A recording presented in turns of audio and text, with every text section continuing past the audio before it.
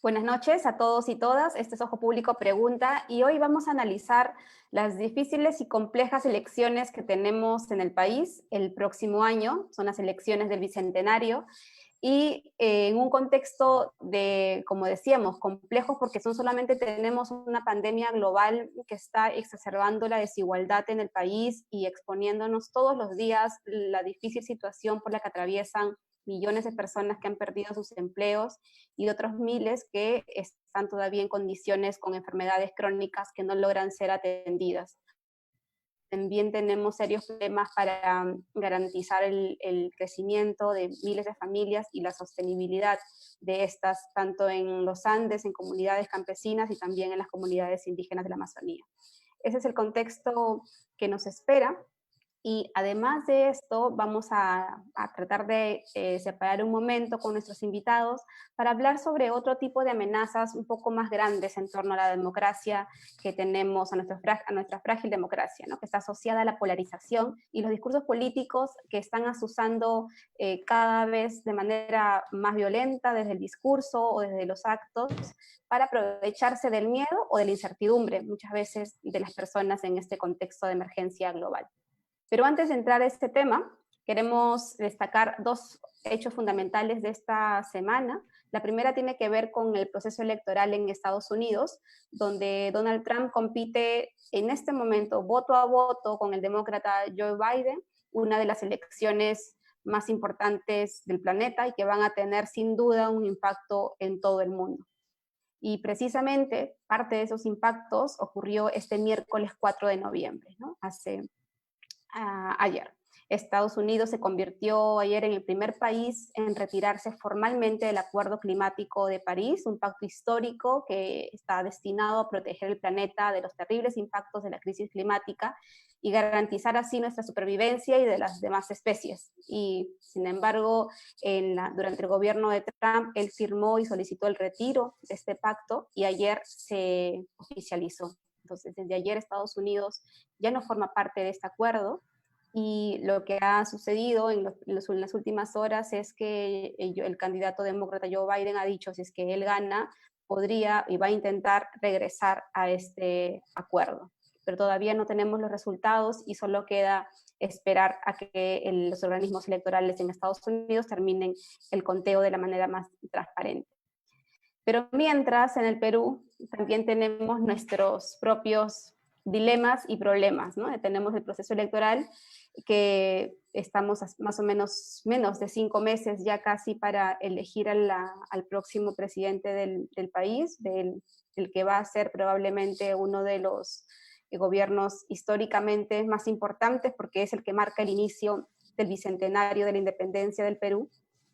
Y además en un contexto, como mencionábamos, de muchas secuelas que nos deja esta crisis sanitaria, tanto económicas como sociales. Y para hablar de eso, de nuestra frágil democracia, de estas alianzas sospechosas, de la cantidad de candidatos que aspiran a llegar a la presidencia, están con nosotros dos analistas y politólogos, Mauricio Zabaleta y José Alejandro Godoy, a quienes doy la bienvenida.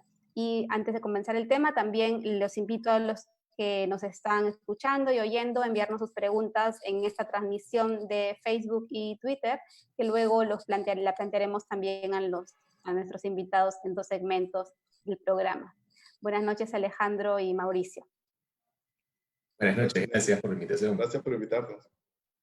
Sí, empecemos a hablar sobre lo de Estados Unidos. ¿Cuál creen ustedes que va a ser el impacto de este proceso electoral y estos resultados en el Perú?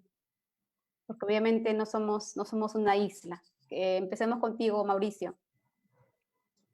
Bueno, en realidad estas elecciones son importantes para el planeta en su conjunto, en la medida que los cambios que ha hecho Donald Trump pueden impactarnos a todos y a todas, independientemente si nosotros somos ciudadanos peruanos o ciudadanos keniatas o ciudadanos de diferentes países del mundo que no votamos en esta elección, pero de todas maneras nos puede impactar. Hay 2 elementos centrales que podríamos resaltar de por qué nos va a impactar. Más allá de la política exterior estadounidense hacia América Latina, que en realidad no hay mayor interés sobre la región, específicamente sobre Sudamérica, Pero tú decías al inicio que ya se hizo efectivo el retiro de Estados Unidos del Acuerdo de París. Y de hecho, hace poco escuchaba unas proyecciones de Economist y lo que ellos pensaban es que si ganaba Donald Trump era casi imposible poder cumplir con las metas de reducción de emisión de carbono para, en la medida de lo posible, remediar el calentamiento global. Porque Donald Trump ha negado el cambio climático. De hecho, hace poco alguien tuvo el valor de decirle frente a frente de que esto era un tema importante que había que abordar, y él dijo, igual que el coronavirus, que iba a desaparecer, que se iba a ir el cambio de clima, que efectivamente le estaban preguntando en concreto sobre los incendios forestales en California, y dijo, bueno, eso va a terminar, digamos, mágicamente. Entonces, si es que no tenemos a Estados Unidos, que es una economía importante a nivel mundial, que es la economía más importante a nivel global, comprometida con poder llegar a esas metas, en general el mundo se afecta. Y lo segundo, otra cosa que afecta al mundo en Estados Unidos es su escalada hacia el autoritarismo. En realidad Estados Unidos ha sido una democracia estable durante más de 200 años y ha tenido un rol de promoción de la democracia desde los años 80 alrededor del mundo, en los 90, más allá de lo que podemos considerar lo que pasó en los 70 y antes. Pero entre los 80, 90 hacia adelante ha tenido un rol de promoción de la democracia. Y ese rol de promoción de la democracia ha sido abandonado por la gestión de Trump. Y eso también es preocupante. Sí, y José Alejandro, ¿cuál es tu lectura de este impacto? Porque además del impacto climático, por el nivel de emisiones que tiene Estados Unidos, también hay un impacto en el discurso, ¿no? Este discurso que mencionaba Mauricio, negacionista, pero también antisanitario, reivindicando curas falsas mucho tiempo, pero además generando también mucha desinformación a través de plataformas tecnológicas. ¿Cuál crees tú que puede ser el impacto de estos resultados en la política más latinoamericana y peruana en la que tenemos elecciones ahora? A ver, jalando un poco el hilo conductor de lo que tú, Nelly y Mauricio han estado comentando, ¿no? Creo yo que Bueno, hace eso va unos a terminar. minutos, mientras estábamos antes de entrar al programa, estábamos viendo precisamente las declaraciones de Trump, y lo que se veía o se ponía de manifiesto era prácticamente un resumen de su presidencia, ¿no? Un sujeto absolutamente desesperado, dando fake news a más no poder, diciendo que le habían robado la elección, cuestión que ha generado que las principales cadenas de los Estados Unidos opten por dos cosas, ¿no? Dos cosas además súper significativas. La primera, decir que el presidente estaba mintiendo, y en otros casos otras cadenas de los Estados Unidos simplemente lo han tenido que cortar. Bueno, Twitter lo ha bloqueado, ¿no? También. Twitter lo ha bloqueado varias veces, ¿no? Y el asunto está tan desbocado para Trump que incluso sus más grandes aliados mediáticos, Fox News, se han quedado absolutamente fuera de cualquier apoyo o endoso a Trump, ¿no? De hecho, en los conteos de Fox News, Biden ya ganó Arizona, por lo cual solamente le faltarían 6 votos del colegio electoral para poder oficialmente proclamarse como ganador. Muchos ya comentan que este discurso de Trump, prácticamente hablando de trampas, cheating, cuando él estaba, cuando todavía no terminaba el conteo de votos, es poco menos ya que casi un reconocimiento de derrota, ¿no? ¿Cómo cambia esto la política latinoamericana y la política peruana, ¿no?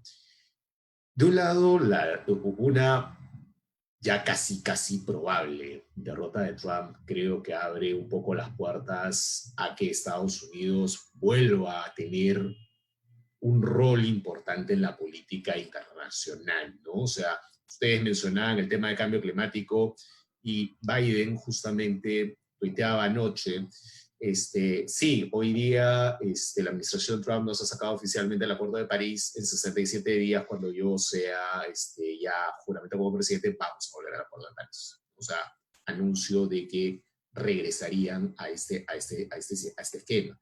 Lo segundo es lo que mencionaba Mauricio, ¿no? O sea, Estados Unidos ha sido el principal promotor de la democracia en el mundo en los 80, en los 90, incluso en los 2000, con todas las dificultades que habían post 11 de septiembre, ¿no? Y ni siquiera George Bush, hijo, con varias de las cosas que hizo, llegó a los niveles de Trump, ¿no? Entonces, siento yo que la salida de Trump de la presidencia va a significar un aire fresco. No quiere decir eso que las cosas en Estados Unidos vayan a cambiar por arte de magia, ni mucho menos, ¿no? Trump está dejando varias cuestiones muy complicadas en Estados Unidos, una Corte Suprema con una conformación muy fuerte, un Senado y una Cámara de Representantes donde el Partido Republicano va a tener una bancada súper fuerte también, ¿no? O sea, tampoco no es que Biden la vaya a tener tan fácil, pero sí creo que hacia América Latina eso va a significar una mejor relación con la región.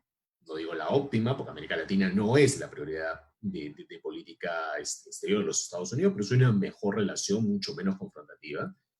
Y hacia la elección peruana creo yo que lo que puede mandar un mensaje es sobre todo a los candidatos más conservadores, ¿no? Los candidatos que toman como estrategia, o quieren tomar como estrategia el ejemplo de Trump, el ejemplo de Bolsonaro, el ejemplo de Boris Johnson, ¿no?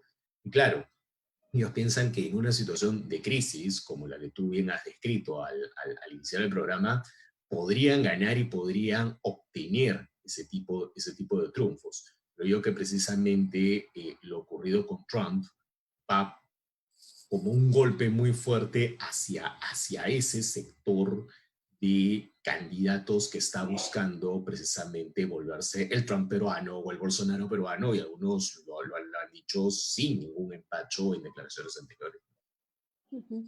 Sí, y para vincular esto de este bolsón de electores, este bolsón de grupo de ciudadanos que sí ha respaldado la candidatura de Trump y que tiene también presencia en diferentes países, porque lo que hemos visto, por lo menos en plataformas de redes sociales, es que no importaba si eras un ciudadano norteamericano, han habido peruanos, mexicanos, colombianos, manifestándose a favor, ¿no?, de este proceso. Incluso en estos últimos resultados, de los que se tienen en Florida y en otros estados con mucha presencia de migrantes, Trump ha sorprendido porque el voto latino ha sido fundamental para que él alcance el porcentaje de votos que ahora tiene, ¿no? Entonces, mi pregunta es, ¿hasta qué punto también no estamos leyendo adecuadamente estos miedos, estas dudas, estas inquietudes que tienen diferentes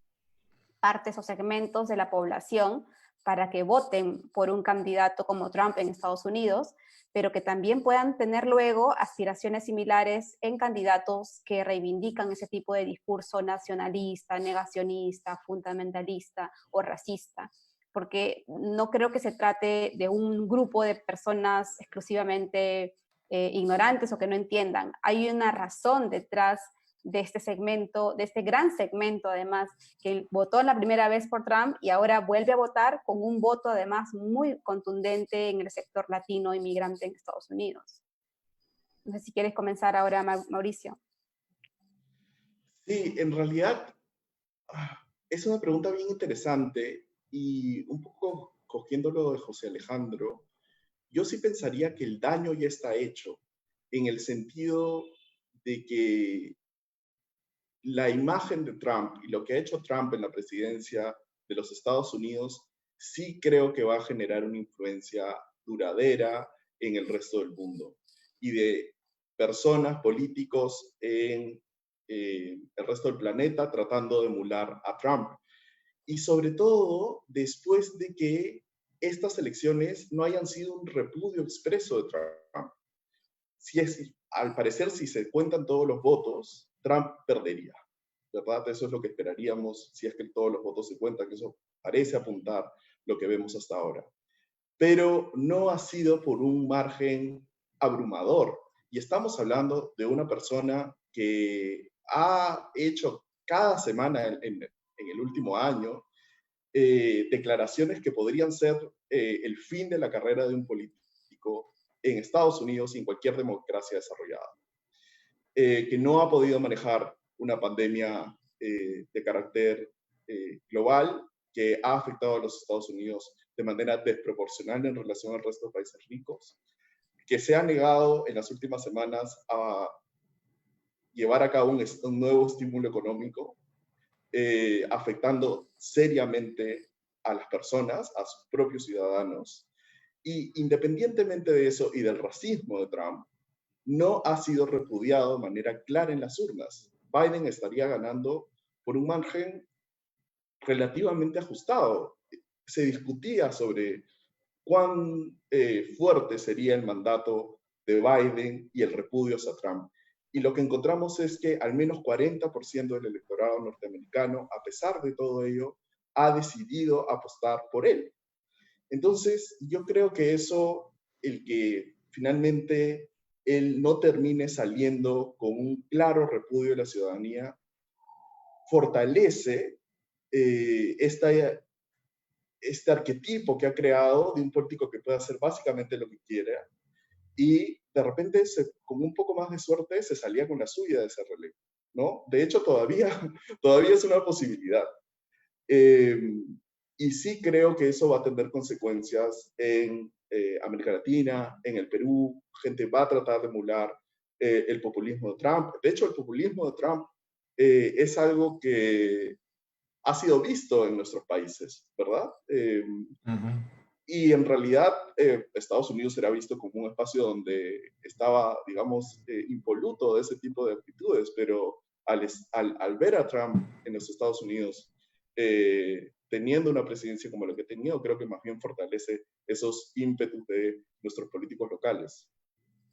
Sí, yo también estoy de acuerdo contigo y voy a ese lado, José Alejandro, en cómo entender qué está detrás de esta insatisfacción, de esta respuesta de la gente para terminar eligiendo o votando este 40% de Estados Unidos, pero aquí también tenemos nuestra comunidad, nuestro grupo, nuestra audiencia y electores de personas que están detrás de candidatos con un discurso fuerte, un discurso fundamentalista, y que lo que pareciera es que sí hay un brinco en América del Sur, por lo menos, hacia ese tipo de discursos, ¿no? Ahora con la pandemia también se ha exacerbado, por ejemplo, un movimiento antivacuna muy fuerte, pero existen y están ahí. ¿Cómo entender a este grupo de ciudadanos que no son pocos, cada vez aparentemente son más?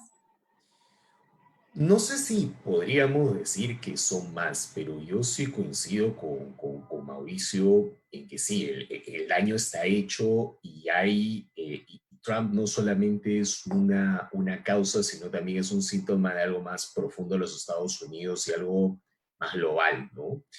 Eh, ¿Por qué Trump mantiene un voto como el que tiene, ¿no? Ya yéndonos a cuestiones específicas de política estadounidense, ¿no? Eh, de alguna u otra manera, lo que ha ocurrido en los últimos 40 años es que el Partido Republicano se ha ido a posiciones cada vez más extremas, un camino que comenzó con Reagan, pero que con Trump se ha acelerado mucho más, que ya se veía incluso desde la presidencia Obama con la formación del Tea Party, ¿no? Un discurso que básicamente es contrario a todas las ideas de identidad que enarbora el Partido Demócrata, ¿no? De identidad de género, de identidad racial, de identidad en general de un Estados Unidos mucho más diverso de lo que era hasta hace 40 o 50 años. Un país en el cual abiertamente se segregaba en votación y se negaba derechos a los afrodescendientes para poder votar, ¿no? Entonces, ahí hay una primera explicación, ¿no? Hay una reacción de lo que podríamos llamar esa América blanca frente a esta diversidad. Uno segundo, que tiene que ver ya con lo que muchos han llamado el voto hispano. Primero hay que decir que el voto hispano o el voto latino en los Estados Unidos no es un voto monolítico, ¿no? Hay diverso tipo de tendencias, ¿no? Dentro del voto latino, ¿no? Por ejemplo, lo que ha pasado en Florida es básicamente cubanos, venezolanos, colombianos, nicaragüenses votando en contra de Biden porque asociaron a Biden con una política mucho más laxa frente a Cuba, frente a Venezuela, frente a Nicaragua, en general frente a gobiernos de izquierda. Tampoco es que Trump haya hecho mucho por esos países, ni mucho menos, pero sí, por lo menos en terrenos discursivos, ese electorado espera eso. Tienes además parte del electorado latino que es más conservador en temas valorativos, más machista, ¿no? Y que lo ve a Trump como el jefe, según lo que decía una nota de New York Times que estaba revisando el día de hoy. Y además, algunos que tienen este discurso antimigratorio habiendo sido migrantes, ¿no? Es un poco la reacción de aquel que ya ha pasado varios años en los Estados Unidos y dice, no, que no vengan más, ¿no? Me van a quitar mi lugar a mí, ¿no? Que una encarnación era esta ciudadana peruana que también ha sido destacada en algunos medios de comunicación aquí en el Perú, ¿no? Entonces, creo que ese tipo de reacciones precisamente nos van explicando un poco algunas razones. Una tercera, que es algo que Mark Lilia, alguien que está mucho más cercano al Partido Demócrata, decía, era que el Partido Demócrata, salvo Bernie Sanders, había abandonado la agenda de reivindicaciones económicas y se había centrado demasiado en la agenda de reivindicaciones identitarias, ¿no? Entonces, ahí el Partido Republicano sí ha sabido conectar con more jobs, make America great again, no es solamente este discurso abiertamente anti-globalización, anti-derechos, anti-vacunas, homofóbico, etcétera. No, o sea, hay también un elemento económico, un elemento de reivindicación, sobre todo los estados del centro y del sur de los Estados Unidos, que es el gran bolsón del Partido Republicano, que son los que se han visto más afectados económicamente por las transformaciones tecnológicas que ha tenido Estados Unidos, ¿no? Grandes fábricas que cierran, empleos que se pierden, ¿no? El impacto de la crisis del 2008, ¿no? Entonces, creo yo que precisamente esos tres elementos ya trasladándolos a América Latina pueden estar muy presentes, ¿no? Temas de desigualdad, temas de discurso reaccionario frente a avances en un proceso de separación entre iglesia y Estado, ¿no?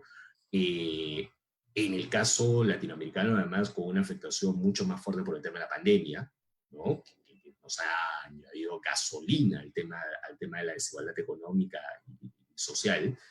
Y además, claramente un continente en el cual la Iglesia Católica y las iglesias evangélicas siguen teniendo un peso importante para lo que el común de la gente, o un sector del común de la gente, puede pensar en determinadas materias, ¿no? Entonces, lo que te dice el pastor, lo que te dice el cura, podría ser mucho más escuchado que lo que te dice un experto, un científico, ¿no? En épocas de incertidumbre, más que apoyarnos de repente en la ciencia, esperamos curas y soluciones mágicas. Y eso también probablemente haga que estos sectores puedan tratar de canalizar algunas de estas demandas. Trump lo hizo precisamente en la elección del 2016, lo ha vuelto a hacer ahora, también una situación de incertidumbre en los Estados Unidos, el país con más muertos por la pandemia, el país con más contagiados por la pandemia. Entonces, tampoco es que sorprenda tanto por qué Trump ha tenido el porcentaje que ha tenido. Vamos a pasar a hablar de cómo en ese contexto global vamos a realizar un proceso electoral en Perú con 25 organizaciones políticas inscritas, pero antes les voy a transmitir dos preguntas que nos están enviando y sí les pido si pueden redondearlas en solo un minuto a ambos. La primera es de Gabriel Valenzuela, para ti, Mauricio, que hablaste sobre la democracia, el papel de Estados Unidos en la promoción de la democracia. La pregunta que él señala es de qué manera Estados Unidos fue desde los 80 un promotor de la democracia cuando en realidad apoyó regímenes autoritarios en diversas partes del mundo y que incluso al Wikileaks pone en evidencia que continúa haciéndolo hasta solo unos años, que tengamos evidencia, ¿no?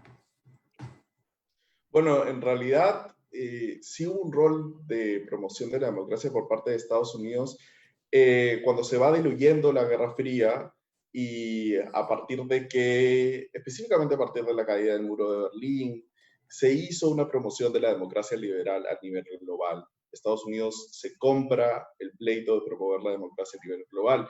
Sin embargo, eso no quiere decir que pasemos por alto acciones como la guerra de Irak o el apoyo a algunos posibles autoritarismos o autoritarismos competitivos a escala global. En realidad eso era menor a partir de los 90 y los 2000. Yo creo que lo más cuestionable es la invasión específica a Irak, pero sí hubo un rol de promoción de la democracia a través de agencias de cooperación, a través de... hay una broma, ¿no? Que se contaba en los 80 y los 90, ¿no? ¿Por qué no ha habido ningún golpe en la historia de Estados Unidos? Bueno, porque no hay embajada norteamericana. Entonces, claro, entonces era, si es que no tenían el apoyo de Estados Unidos, golpistas en el resto del mundo, era menos probable que se atreviesen a hacer el golpe. Y Estados Unidos dejó de hacer eso en estas décadas. Y eso ha sido un cambio importante para la promoción de la democracia. O sea, el rol de garante de Estados Unidos fue fundamental. Y la segunda pregunta, José Alejandro, que tal vez nos puedes ayudar a responder, es de Iván Trinidad, y habla a propósito de lo que mencionamos, de cómo Twitter ahora etiqueta o advierte que el contenido que se está difundiendo es un contenido engañoso o falso, y por lo tanto te pone una pared antes de que tú lo veas. Es lo que está sucediendo ahora mismo con los tweets que envía Trump, donde denuncia fraude, a pesar de que no hay ninguna prueba de fraude.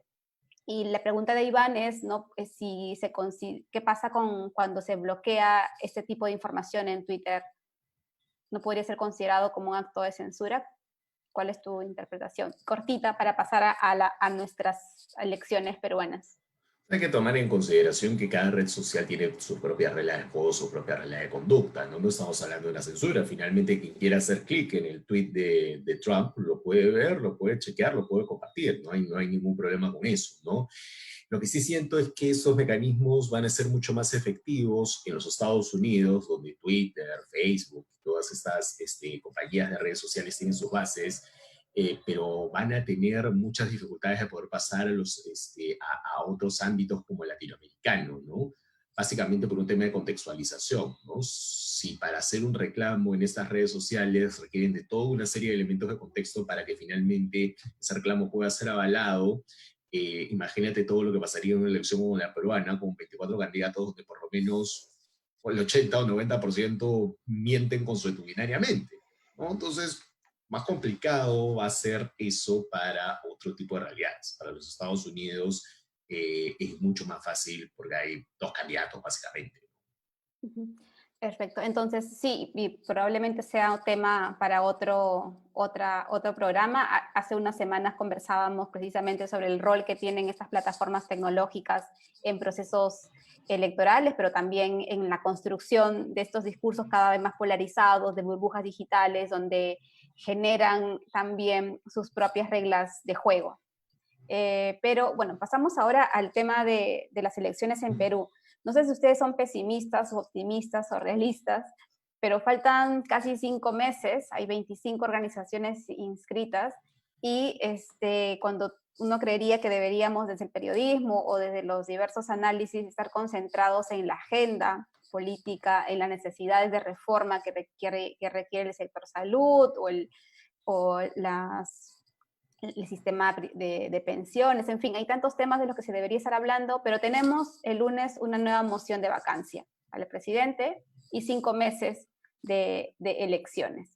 Entonces, yo lo que les quiero preguntar, y voy a poner un poquito en contexto el escenario que se viene, son 25 partidos u organizaciones políticas inscritas, algunas tienen que resolver algunos detalles en el Jurado Nacional de Elecciones, pero son 25, y estas tienen que presentar y realizar un proceso de elecciones internas, donde tienen que elegir a su plancha presidencial, a su lista al Congreso y a su lista al Parlamento andino. De estas 25 organizaciones políticas, 16 han anunciado que van a hacer este proceso a través de delegados. No han decidido hacer con voto universal, es decir, que cada militante vote. Eso no va a ocurrir con 16 organizaciones. En el caso de estas 16, van a elegir de diversas maneras delegados, y que sean estos delegados que representen a sus militantes. Solo 7 han anunciado que van a hacer su elección universal, libre, dentro de todos sus afiliados y militantes. Estas 7 son el Partido Morado, Juntos por el Perú, el Frente Amplio, Somos Perú, PPC, el Partido Nacionalista y Acción Popular. Entonces, empecemos por ese punto, por el de la construcción de estas elecciones internas, de la democracia interna, de las organizaciones políticas que van o tienen interés en participar en las elecciones del 2021. ¿Cuál es la percepción que ustedes tienen de ese proceso, ¿no? Porque hubo inicialmente mucha expectativa dentro de la reforma electoral para que los partidos puedan fortalecerse, que la democracia interna sea parte de ese proceso. Sin embargo, luego el congresista Omar Chejade, que presidía la Comisión de Constitución, incluyó que no sean elecciones internas universales, sino a través de delegados, ¿no? Y el partido que él representa, que es Alianza para el Progreso, precisamente también va con delegados y no con afiliados. ¿Cómo ven esta primera parte del proceso electoral? Mauricio. Bueno, en realidad era esperable si se les daba la oportunidad de ir con delegados, que en realidad es la forma en la que se ha venido eligiendo a los candidatos en los partidos. Es lo que generalmente ha ocurrido en los últimos años. Y lo que se ha buscado como parte de los procesos de reforma es democratizar a los partidos y garantizar elecciones competitivas internas. Yo ahí tengo dudas sobre la insistencia que existe respecto a promover mecanismos de democracia interna. Sé que eso puede sonar muy chocante, pero a mi modo de ver, la democracia interna funciona cuando los partidos están establecidos. Entonces, si tú tienes un partido con militantes, con personas que participan en la organización, que van todas las semanas o cada 2 semanas al local partidario para hacer actividades, para de repente los fines de semana ir a hacer una actividad del partido, y tienes políticos que están haciendo su carrera ahí y que no van a cambiar de organización en la siguiente elección, pues entonces tiene sentido la democracia interna. Porque existe la organización, existe la gente que va a competir en ella.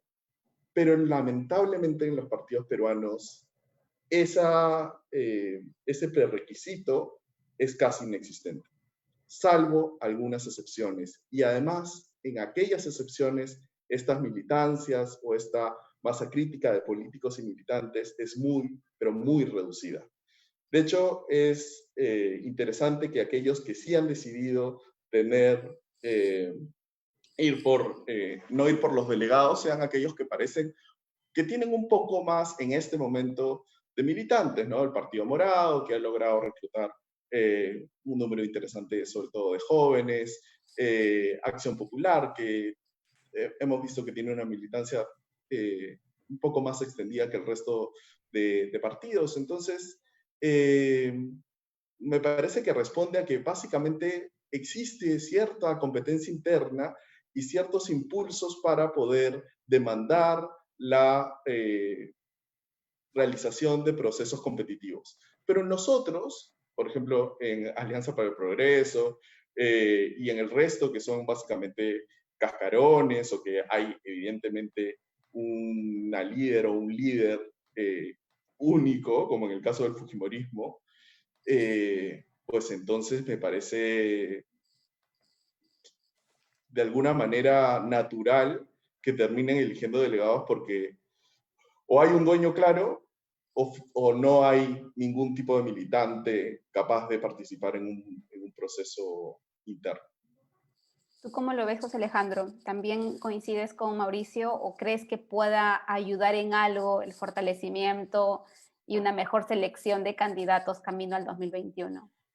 A ver, yo siento que hacer una elección interna del 2021 era complicado por varias razones. Una era la pandemia y la segunda es precisamente la que menciona Mauricio, ¿no? O sea, es cierto, yo creo que el sistema de primarias abiertas, simultáneas y obligatorias, a mí como idea me gusta. Creo que ha funcionado bien en contextos en los que hay partidos más organizados, ¿no? Caso Argentina, caso Uruguay, ¿no? Donde tenemos identidades políticas más o menos claras, ¿no? Bloques políticos mucho más homogéneos, ¿no? Entonces ahí ha funcionado y es un buen indicador. Pero sí siento dos cosas, ¿no? La primera es que efectivamente si tú les das la posibilidad de hacer la elección con delegados, la mayoría se debe hacer con la elección con delegados, ¿no? Y no solamente por lo que ha explicado Mauricio, que es básicamente el hecho de que nuestras organizaciones políticas, salvo honrosas excepciones, son organizaciones de papel, ¿no? Y en donde básicamente el dueño del partido o el dueño de la inscripción es el que decide que la lista de candidatos es así, así, así, así. Y digamos que la elección por delegados es básicamente una convalidación de lo que 4 o 5 personas como máximo han decidido, ¿no? En ese sentido, claro, superar eso iba a ser muy complicado en el corto plazo. Sí creo que hecha la depuración de organizaciones políticas que probablemente vayamos a tener como producto de esta elección, sí sería interesante aplicarla para el 2022, pero hay ahí otro problema, ¿no? Que es el problema de la no reelección en varios cargos, ¿no? No te puedes reelegir como alcalde, no te puedes reelegir como gobernador regional, no te puedes reelegir como congresista, ¿no? Entonces, por más impopular que esto suene, esto es un mal incentivo y por tanto no puedes tener con eso las carreras políticas que justamente Mauricio ha estado mencionando que en una organización política podrías tener o podrías mantener, ¿no? Sino que terminas postulando cualquier cosa, postulando cualquier puesto para mantenerte ahí. El segundo problema que yo encuentro es qué pasa con las elecciones que realmente son de verdad, o sea, con las elecciones internas, cómo quedan esos resultados, ¿no?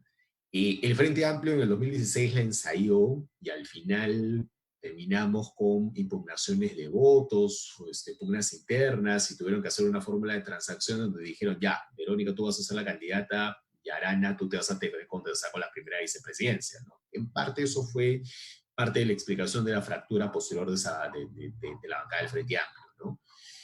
Y no hemos visto un fenómeno tan similar en Juntos por el Perú, pero ya te dice mucho el hecho de que luego Perú haya hecho primarias y luego cuando aparece la lista de Juntos por el Perú, que es una confluencia de varios partidos de izquierda, al final el orden termina chocolateado y no sea el mismo de la elección interna, ¿no? Entonces, ahí eso es una situación que los partidos que podrían tener mucha mayor proclividad a hacer este tipo de elecciones, que normalmente, como en la lista que tú has anunciado, están del centro hacia la izquierda, con la excepción del PPC, probablemente que está más en el espacio de la derecha, ¿no? Pero que tiene un entrenamiento de este tipo, esas elecciones internas normalmente han terminado siendo más bien situaciones que pueden llevar a crisis partidarias, ¿no? De hecho, el PPC está todavía con los resultados de una gran crisis partidaria precisamente en medio de sus propias trifulcas internas, ¿no?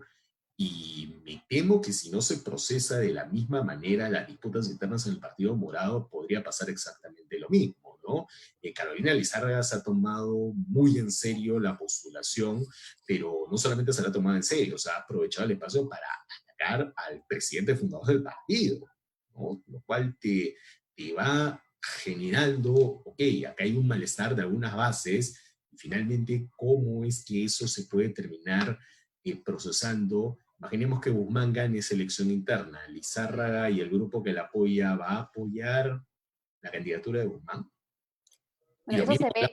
Y lo mismo hablamos de Acción Popular, ¿eh? Donde hay 4 o 5 facciones, todas peleándose entre sí, donde ya Raúl de Canseco se bajó de la carrera porque no veía que no tenía opción. Entonces, eso te da una idea de que también hay serias dificultades en los partidos que se animan a hacer elecciones internas de procesar sus propias broncas internas. Esos guetos políticos dentro de las mismas organizaciones. En otros países pasa, ¿no? Que en elecciones internas los precandidatos pueden tener cierto margen de ataques o de controversia, pero estamos hablando de países donde tienen tal vez mayor madurez del sistema de partidos. Aquí todo es aparentemente muy más frágil. Voy a plantearles dos preguntas desde del grupo de invitados que tenemos dentro de la sala Zoom, que esta noche nos acompañan, son los miembros del programa Aliados de Ojo Público, y luego pasamos a los candidatos para hablar de lo que tenemos en bandeja para elegir el próximo año. La primera pregunta es de Juan Diego Cabrera, y esta tal vez tú nos puedes ayudar a entender, José Alejandro, sobre cuáles crees tú que va a ser esta, si podemos resolverla los dos, José Alejandro y Mauricio, pero más corto, de cuál es esta agenda que va a formar parte del discurso de campaña para los candidatos. Evidentemente va a ser la pandemia, el desempleo, pero ¿cuál es la otra agenda tal vez regional que no estamos viendo y que podría también ser parte de este discurso electoral, teniendo en cuenta este contexto global y más local que estábamos hablando? A ver, temas nacionales: salud, economía y lucha anticorrupción. De todas maneras, esos tres van a estar, porque son además los tres temas que en encuestas se han medido durante los últimos meses, que son los temas que más le interesan a la gente.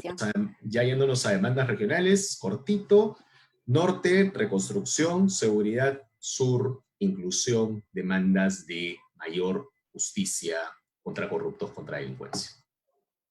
Ok, Mauricio.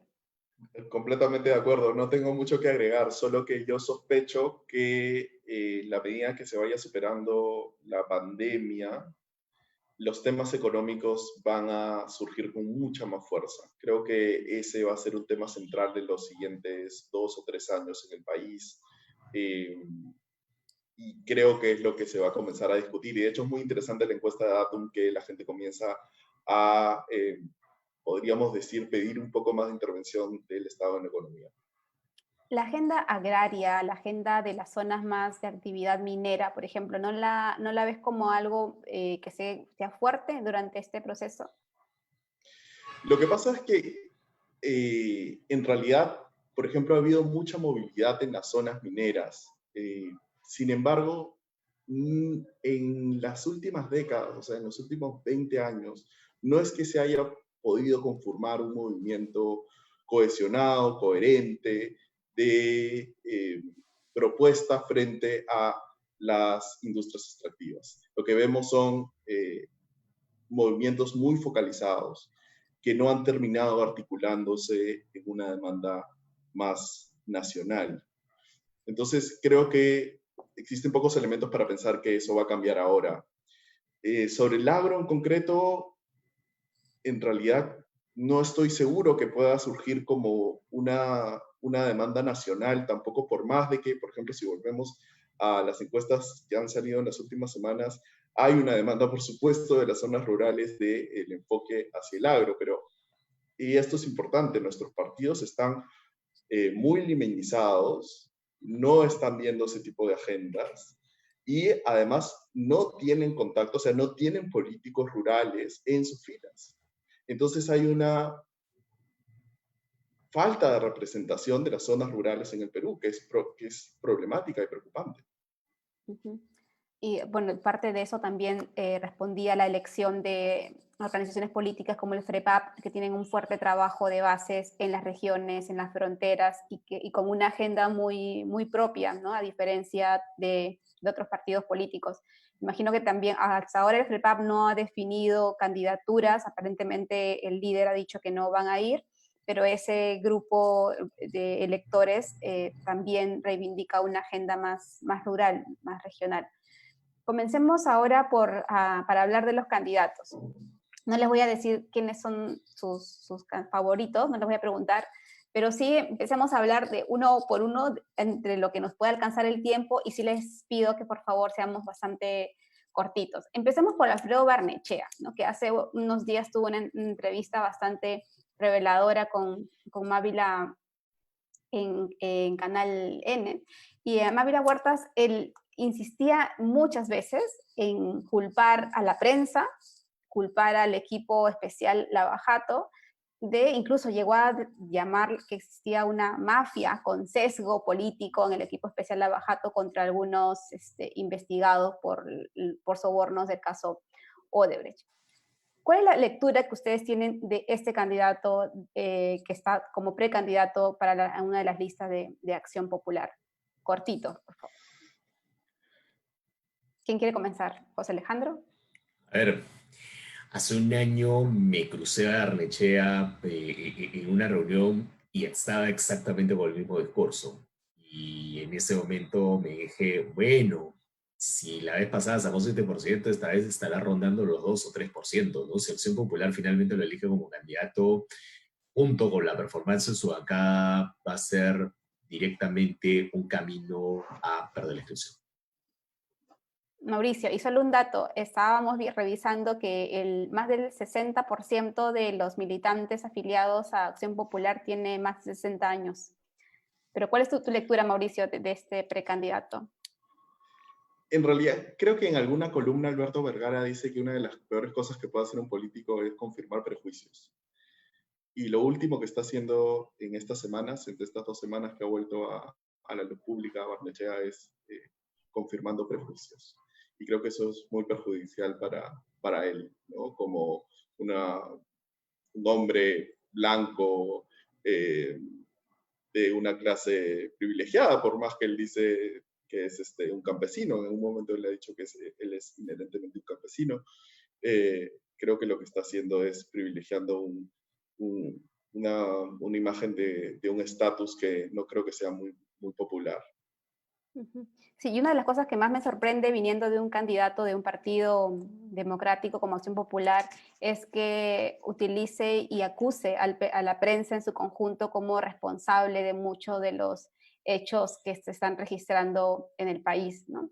Ha hablado incluso en algún momento, ustedes recordarán, creo que fue en el velorio de Alan García, diciendo que iba a regular a los medios. Entonces, lo que uno menos espera es eso de un candidato que aspira a un proceso democrático.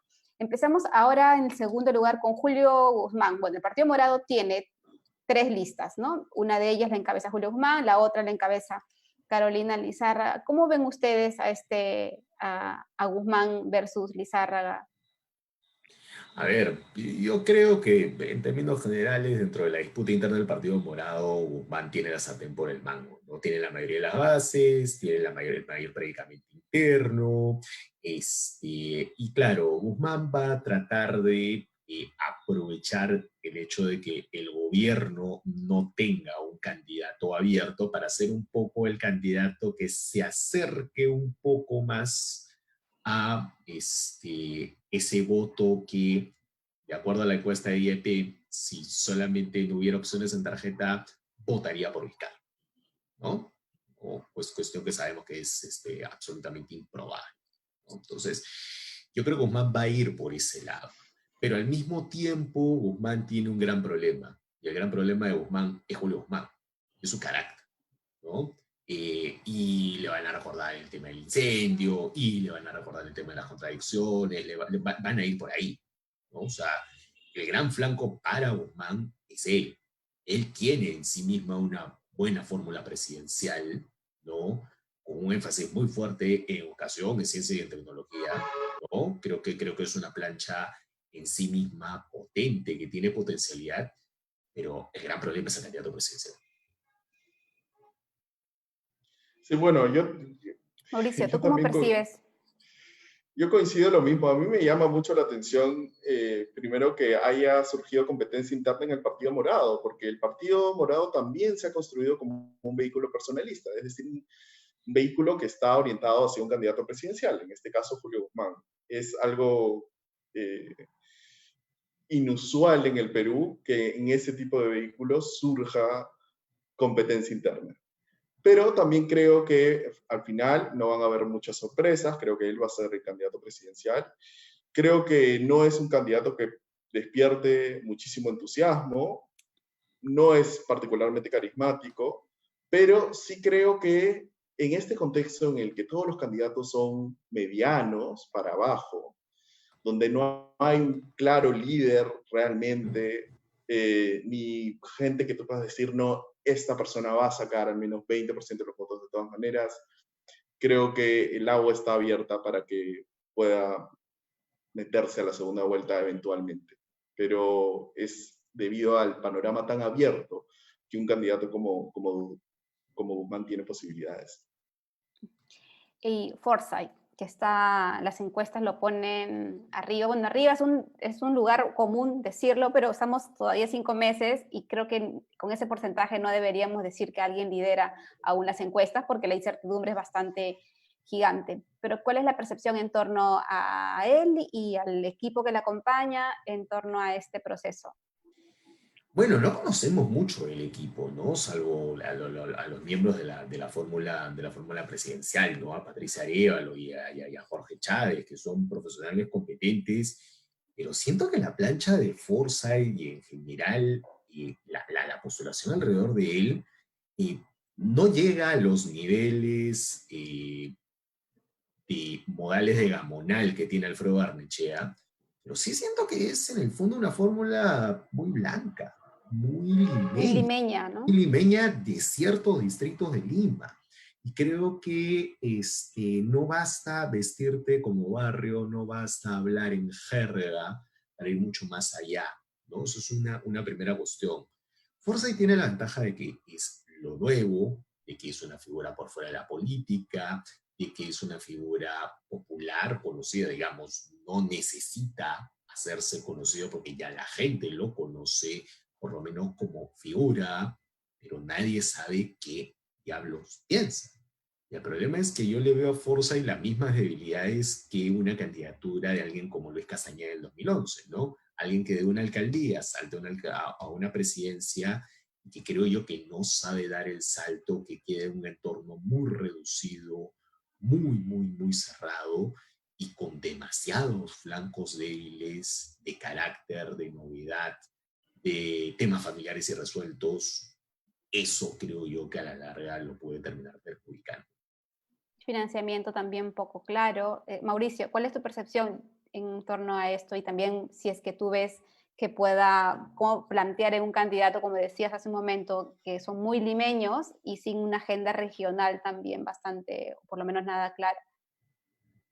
Sí, bueno, en general, digamos, las autoridades subnacionales, en este caso él ha sido una autoridad subnacional durante un breve periodo de tiempo, tienen problemas para saltar a lo nacional. De hecho, Vizcarra es un caso atípico y de hecho ha sido presidente porque asumió la vicepresidencia luego de una renuncia presidencial. A mí lo que me llama la atención en el caso de Forsyth, sobre todo, es cómo en realidad se puede construir una candidatura viable por un político en realidad novato, ¿no? Eh, a través de los medios de comunicación. O sea, a través de su persistencia en los medios de comunicación se vuelve una figura reconocible, se le presenta como una persona que se está enfrentando a las mafias, está ordenando un espacio público en específico. Pero, y con eso, y además yo creo que con un ojo bien puesto en el mundo más del espectáculo, logra construir una candidatura que en este momento es, al menos en este momento, es viable. Pero claro, tiene esos límites. ¿Cuánto tú puedes apoyar en los medios de comunicación, en salir en los noticieros, en de repente salir en los periódicos? O sea, en los periódicos me refiero en la primera plana de los periódicos más de mayor circulación. Eh, sí veo que es bastante limitada la posibilidad de Forsyth de construir alianzas con agendas regionales. No quiero decir organizaciones regionales, pero sí con agendas más regionalistas. Salir de Lima creo que le va a costar muchísimo. Ahora pasemos a hablar de dos candidatos que han estado presos, bueno, detenidos por sus vínculos y asociados a sobornos del caso Odebrecht, Keiko Fujimori y Ollanta Humala. ¿No? Keiko ha decidido ir por Fuerza Popular a través de una elección por delegados.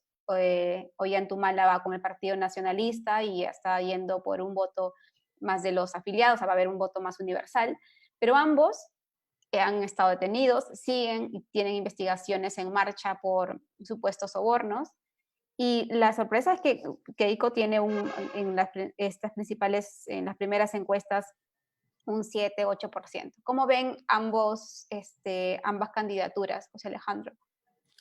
Bueno, El 7% es el 7% con el que Fujimori se fue en noviembre del 2000, ¿no? O sea, ese es el voto duro, Duro. el núcleo duro del Fujimorismo, el mismo voto que tuvo Marta Chávez en la presidencia del 2006, ¿no? Cuando no había un candidato Fujimori, ¿no? Entonces ella todavía tiene una cierta posibilidad de seguir creciendo un poco más, ¿no? Ella está además leyendo un poco la realidad en el sentido de que hay que reconstruir, ¿no? Su plan de reconstruir Perú, reconstruir Perú, reconstruir Perú es un poco lo que está tratando de machacar y hablar de sus jales y demás, ¿no? Y un tercer elemento de la campaña con Keiko es el retorno a Alberto, ¿no? O sea, es la reconciliación con Alberto y probablemente con eso tratar de jalar al votante fujimorista decepcionado de su desempeño en el tema del indulto.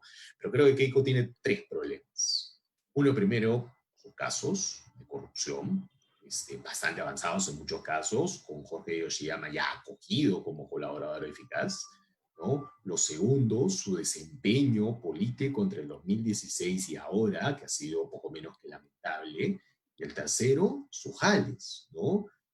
Patricia Juárez, Nano Guerra García, sus jales más rutilantes, son personas que en muchos sentidos están destinadas a meter la pata consuetudinariamente y van a ser precisamente más un flanco débil y un lastre de ataque antes que algo que la aporte.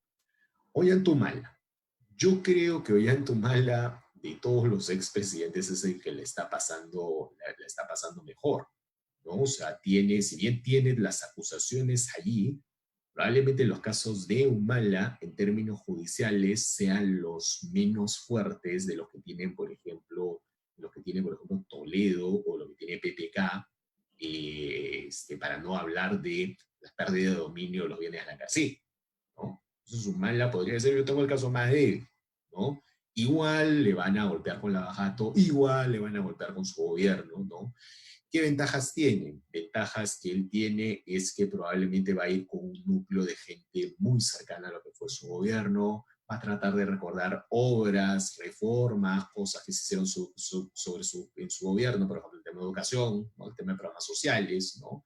Y va a decir, va a tratar precisamente de pescar votos en el sector de centroizquierda que también ha quedado medio vacío, ¿no? Entonces, yo no descartaría a Humala como un candidato potable, a pesar de sus problemas judiciales.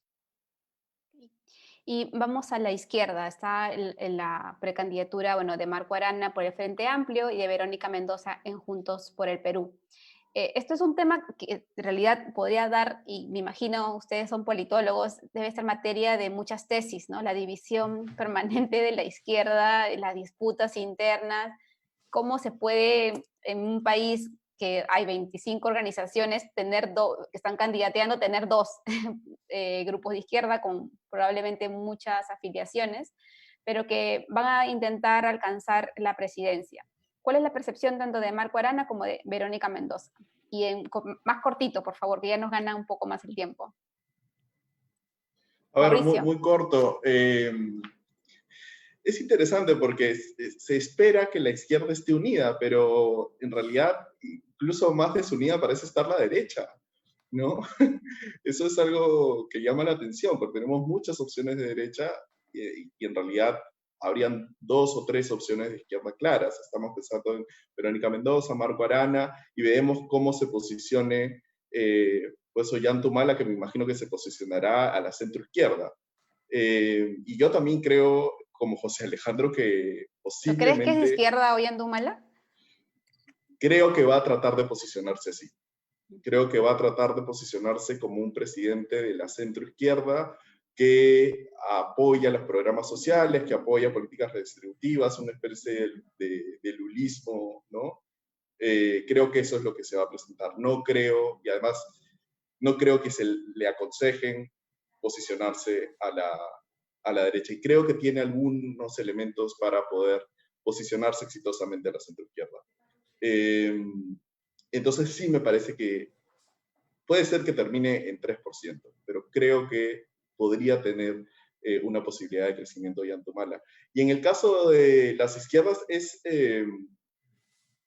interesante y lamentable en su momento, ¿no? Porque hubo, o sea, estamos hablando hace 5 años, estos dos líderes fueron juntos y terminaron partidos, terminaron divididos. Y me parece que son liderazgos que representan, si se quiere, dos tipos de izquierda diferentes, ¿no? Me parece que el Frente Amplio tiene una conexión, tiene un pie puesto en lo regional, en organizaciones que están vinculadas a procesos de propuestas alternativas a la minería. De hecho, Verónica también ha tratado de construir algo ahí. De hecho, a ver, José Chávez está en la lista de la vicepresidencia, pero es otro tipo, digamos, de izquierda un poco más tecnocrática, si se quiere, si es que vemos su plancha presidencial, ¿no? Entonces sí me parece que representan, al menos en términos sociológicos, a dos grupos distintos dentro de la izquierda. Ujú. Y en el caso, ahora solo le voy a dar un candidato a cada uno para poder alcanzar el recorrido por las opciones que se están presentando. Hablemos de Acuña, José Alejandro. Acuña es el candidato que mejor estructura financiera tiene para sostener una campaña, que a pesar de que estemos en pandemia va a requerir de recursos, a pesar de que hay una ley que limita el financiamiento. Su organización ya ha dado muestras de que ha sacado la vuelta al reglamento de financiamiento en procesos anteriores y tiene una estructura, ¿no?, que la sostenga. ¿Cómo ves a este candidato Acuña? Acuña, la gran ventaja que tiene es que sí tiene esa estructura regional de la que contigo y con Mauricio hemos estado conversando que varios de los candidatos carecen, ¿no? O sea, la gran ventaja, además del dinero, es tener esa estructura, tener una maquinaria electoral afiatada, más o menos consolidada en todo el país. La gran desventaja de Acuña es nuevamente el candidato, ¿no? O sea, él es en sí mismo un flanco débil, porque también no hay mucho de sustancia, no hay mucho de qué decir, es una Acuña que un día puede ser recontrapopulista y al día siguiente, como en la entrevista al Comercio, decir que va a defender el modelo económico, ¿no? Entonces, Acuña es un envase vacío y se puede llenar literalmente de cualquier cosa. Uh-huh. Urresti, ¿quién quiere hablar de Urresti? ¿José Alejandro o Mauricio? Bueno, Urresti yo creo que también es un político que nuevamente en esta arena absolutamente abierta tiene posibilidades reales, ha sacado 500.000 de votos en Lima, y en realidad se posiciona como alguien que al menos va en un primer momento a estar como una opción viable en las elecciones. Y yo diría que uno de los candidatos que debería preocuparnos más, porque sí tiene impulsos autoritarios, tiene un proceso serio de violación de los derechos humanos que no se ha aclarado. A mí me llamaba mucho la atención que Urrasti saliese a defender que un militar pues golpee a un civil. Entonces, si eso piensa un candidato presidencial, pues, ¿cómo sería la relación entre el Estado y específicamente las Fuerzas Armadas con el resto de ciudadanos, con el resto de civiles? Yo creo que él va a tender a apelar hacia un sector urbano, popular, no me gusta ese término, pero no creo que sea acogido en el AB, creo que sus votantes estarán en el C, en el D, y va a ser va a ser un candidato medianamente atractivo para estos sectores. Y creo que eso le puede servir para llegar a una segunda vuelta, y dependiendo de con quién esté en la segunda vuelta, dependerá si es que posiblemente pueda ganar o no. Sí, además tiene una capacidad, una facilidad para llegar justamente a estos sectores con mucha insatisfacción porque no tiene, por incumplimiento de servicios básicos desde el Estado, pero también porque hay una promesa incumplida hacia decenas de distritos, no solamente en Lima, sino en las regiones, donde el discurso de Urresti funciona bien, ¿no? O sea, necesitamos un líder duro, que ponga el orden contra la delincuencia, que ponga el orden con una mano más rígida. Entonces, sí es cierto que es bastante complicado y el entorno que la acompaña tampoco da garantías de que pueda cambiar en el futuro, porque el entorno que la acompaña, el partido que está detrás de él, tiene también actitudes o procesos por violencia. Vamos a terminar este recorrido. Bueno, no, me faltan 2 grupos más. El APRA, José Alejandro, tú que está Nidia Vilches intentando como precandidata en uno de los grupos, pero no sé cuál es tu percepción sobre las posibilidades que tiene el APRA en este contexto. Ella candidatea con Juan Carlos Sánchez y con Rafael Ceballos, pero ¿cómo ves tú? Yo ¿El creo que APRA nunca muere?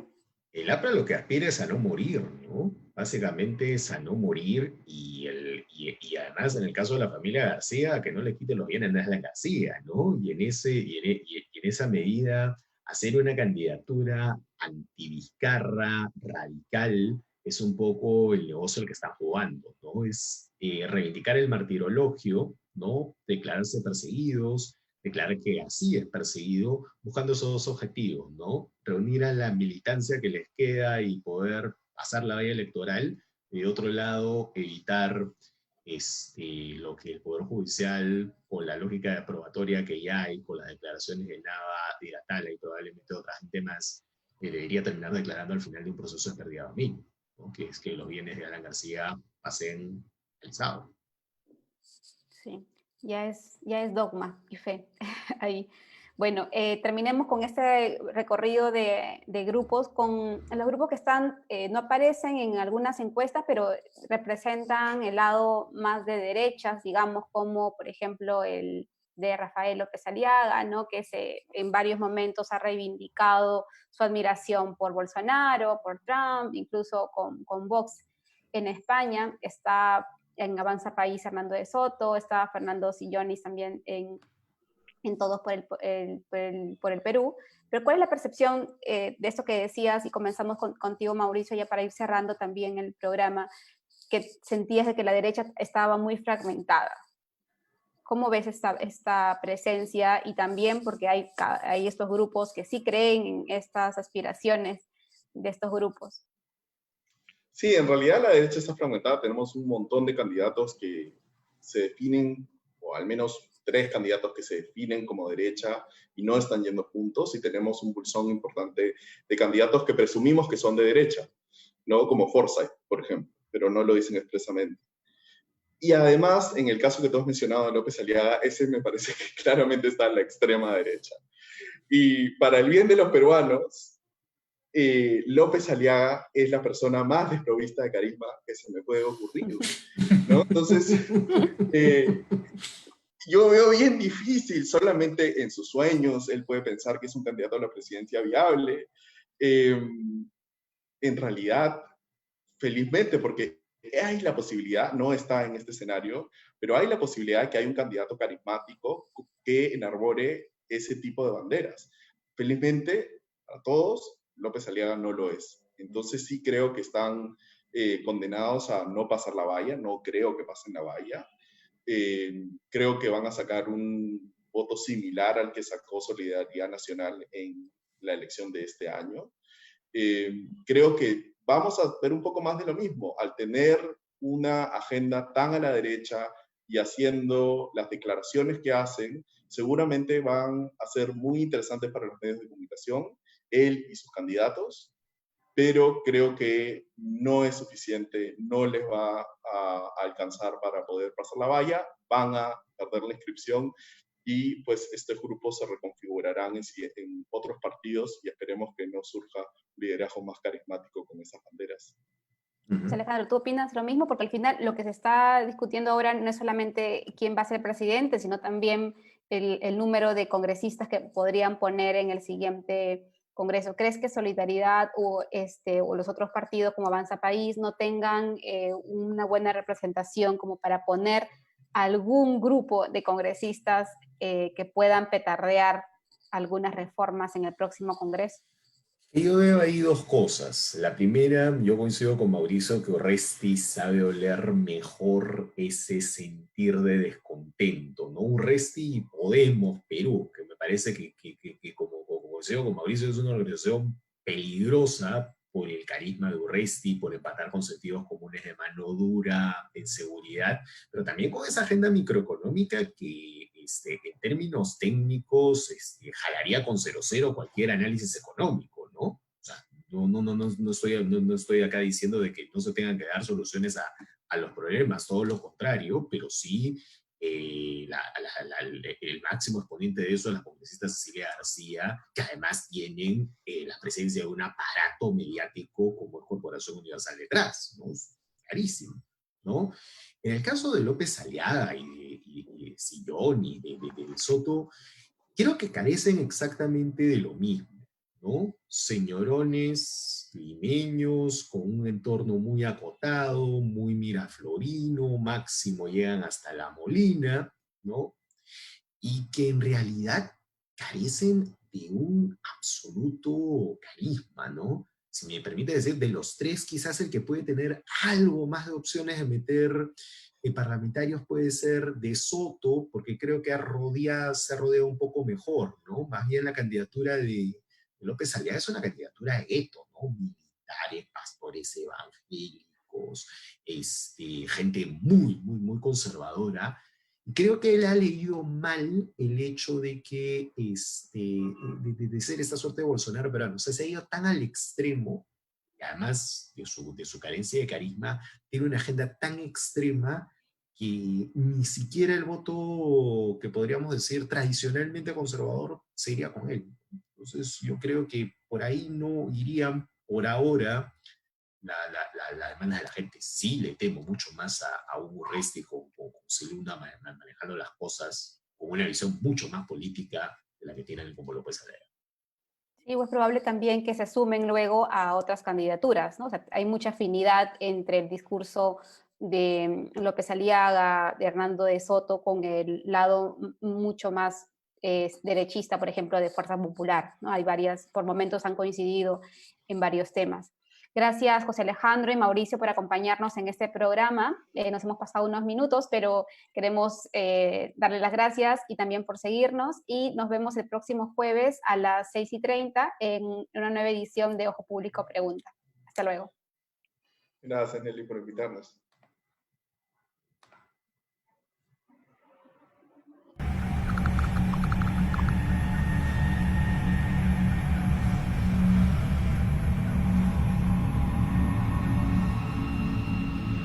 Aquí hay unos portales de adversarios semicomunistas que siempre inventan cosas. Emitido de la Fiscalía.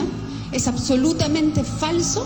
Ojo Público. Lo reitero, Ojo Público parece que estuviera trabajando esto por encargo del gobierno. Évalo Ramírez demandó a Ojo Público por $210 millones. Pregunta de Ojo Público. Entre los beneficiarios de Reactiva Perú, identificamos empresas vinculadas al caso Lavajato, como Horacio Canepa y...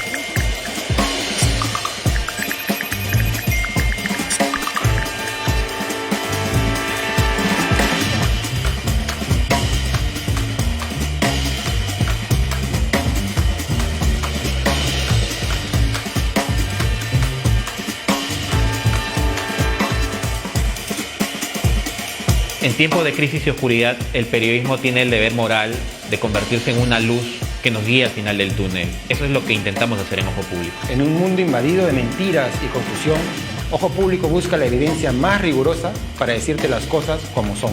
Necesitamos que nos ayudes a que todas y todos tengan el derecho a estar informados, sin restricciones. Hazte aliado de Ojo Público.